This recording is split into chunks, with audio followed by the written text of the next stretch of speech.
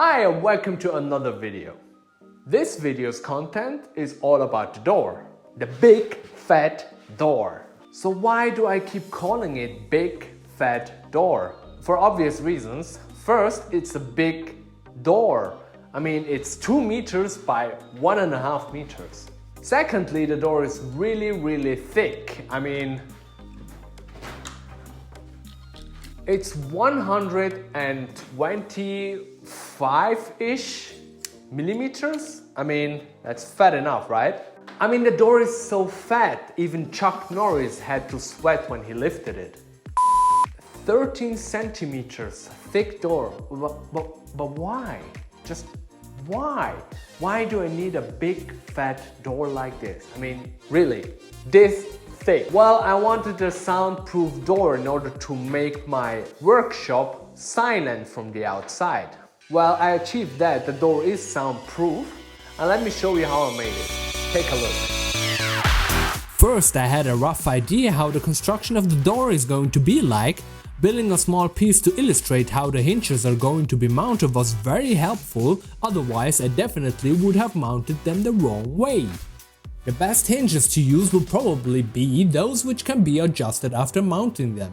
But because I'm an engineer and I wanted the most difficult experience on how to build the door, I got those hinges which cannot be adjusted. The front and the back panels are made of chipboard from my local hardware store. Later on they will be covered up with white HDF. HDF is high density fiberboard. The first piece was perfectly square and it needed just to be shortened a little bit. And because it was square, I used it to build the first frame on it. The frame is made out of 40 by 60 mm spruce, which was processed with the thicknesser. I cut precisely with the miter saw and screwed them to the chipboard with a couple of screws. And because I'm an engineer, I definitely did not cut some pieces wrong. I cut the chipboard into pieces to build some ribs for the door, just to make it a little bit more heavy in case the door would be too light. The real reason will be revealed a little bit later. But I did go and cut them all on the wrong side of the mark, so they all had to be lifted up a little bit. Yoo-hoo! More cutting with the miter saw. Now, after preparing everything for the front panel, I disassembled the frame and applied some glue and added a couple more screws to the whole thing.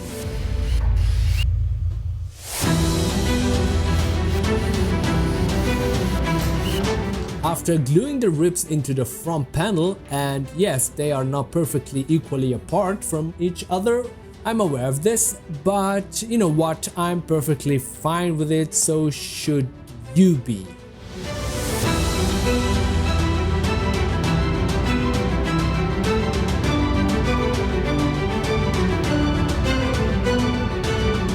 Now that I have the perfect height of the ribs, I put the back panel on it and started to build this side up.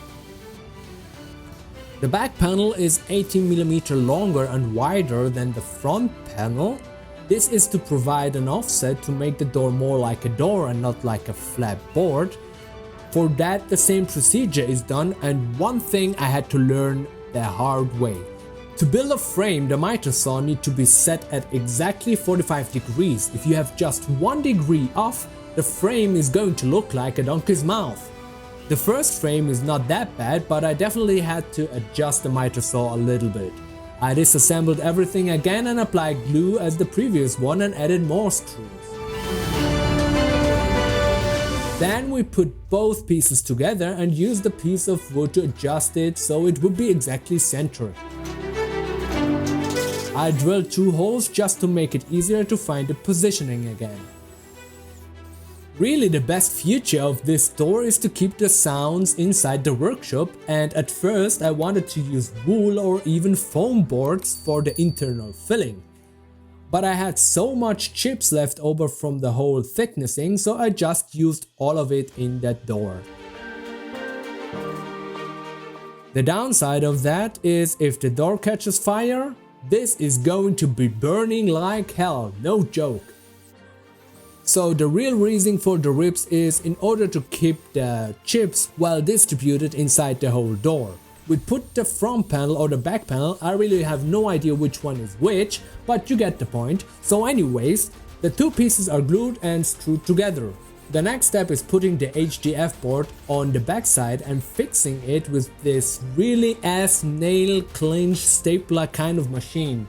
The stapler is just bad, some nails were really shot sideways, leaving a big ugly mark on the beautiful white board, but this is how it is. After fixing one side, I used a router with a flush cut bit to cut the board. This was really satisfying, you just follow the router and it just cuts it perfectly flush. Therefore the name flush router bit. Now the whole thing is looking more and more like a door. And since this is a door, I'll call it door, and you can count how many times I will say door.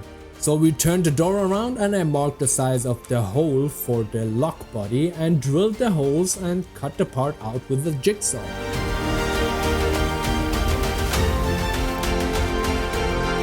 Then I marked the front panel of the lock and I attempted to make a perfect milling job, but I failed because the router was not connected to the vacuum and I didn't really see where I was cutting, and so I went a little bit too far. But the best fail is just around the corner. I had to drill a perfectly straight hole for both handle knobs, and I tried it first with a 10mm drill bit, which was way too short. So I tried to use this milling drill, and because I already had a hole, I had to improvise and use a piece of scrap to get the drill centered. Now I had a big problem. I had to use the drill press in order to drill the hole through the door exactly straight. I should have thought about this and drilled the holes before milling out the lock body. It went somehow good, and the last bit was easily drilled with the cordless drill just to prevent outburst on the other side. I wanted the hinges under the HGF, so I had to take out the thickness of the hinges, and I tried two methods. First I tried to use the router, and then I figured out the chisel is far more precise, and I used the chisel for the second door only.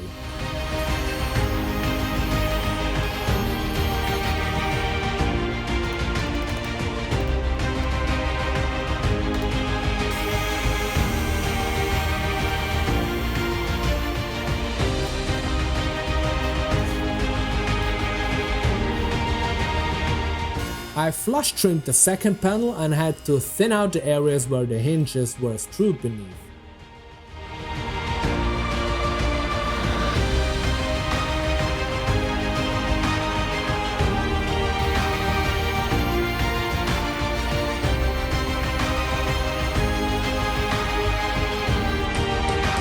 The most exciting part was to install the door to the door frame and hope for the best.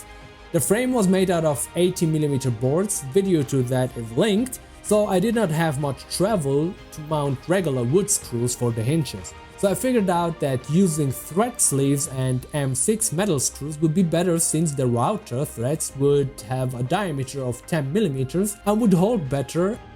I don't really have a better explanation for that. Trust me, I'm an engineer, and the door holds perfectly, and to our surprise it was straightforward and perfectly leveled, plus minus 5mm, which is within the tolerances. At the bottom of the floor I had to plane the bar I added last time a little bit, and I had to make room for the screws at the side of the door. I had to come back later and chisel out more, since the hinges needed a little bit more space. Now that I have been talking for quite a while and the second door is quite the same workflow, I'm going to explain why one piece is big and fat and the second piece is only fat. Well, I was too lazy to cut the width of the board, so I kept the 105cm width of the chipboard. And to be honest, I don't have a second rail for a plunge saw. I needed to use the HDF to use it as a stop fence for the second side. Now, since I'm talking non-stop and my mouth is dry as the Sahara Desert, I'll let you enjoy the last parts of the build.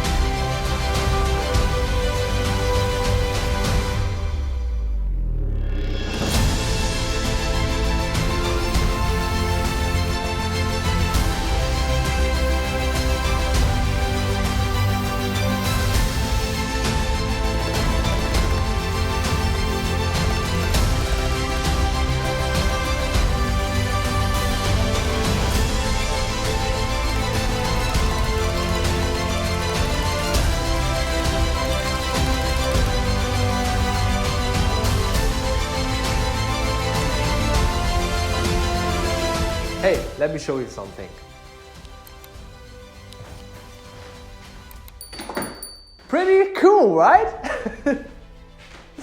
Really cool. Now that I have a big fat door and it's soundproof and 2 big holes in the wall, I need to fix that. Anyway, I hope you liked that video. Stay tuned and definitely come back for more stuff to build in the future. Maybe, yeah, you know what I mean? There's one thing at the end of the video. I just want to know if you guys watched the video from beginning to end. And for those guys, there is a reward. So if you count the words, how many times I said door in that video from beginning to end, write it down in the comments. There is a little gift for you. One of the right answers will be picked up randomly and there is an Amazon gift card sent over to your place. Thanks for watching. Stay tuned. See you in the next video.